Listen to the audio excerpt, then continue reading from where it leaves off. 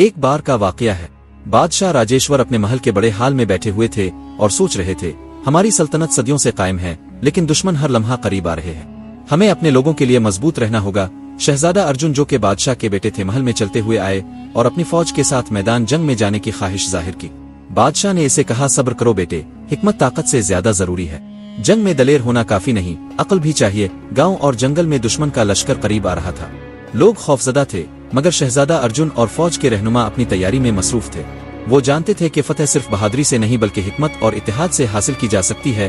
محل میں کچھ لوگ درپردہ دشمن سے ملاقات کر رہے تھے اور بادشاہ کو ہوشیار رہنا پڑ رہا تھا۔ دشمن اپنی سازشیں کر رہا تھا تاکہ راجیشور کی سلطنت کو نقصان پہنچا سکے۔ حالات نازک تھے اور ہر لمحہ فیصلہ کن ثابت ہو سکتا تھا۔ میدان جنگ میں شہزادہ ارجن اپنی فوج کی قیادت کرتا ہے۔ جنگ شدید اور خون ریز تھی، مگر وہ دشمن کو پیچھے دھکیلنے میں کامیاب ہوا۔ خائن کی حقیقت سامنے آئی اور سب نے سمجھا کہ صرف بہادری کافی نہیں، حکمت اور وفاداری بھی لازم ہے۔ آخرکار فتح حاصل ہوئی اور محل میں جشن منایا گیا۔ گاؤں میں امن قائم ہوا اور لوگ امید اور خوشی کے ساتھ اپنی زندگی گزارنے لگے۔ سلطنت کی اصل طاقت فوج میں نہیں بلکہ لوگوں کے دلوں میں تھی۔ دوستو، یہ ایک ایسی کہانی ہے جو ہمیں بہادری، حکمت اور سلطنت کے رازوں سے روشناس کراتی ہے۔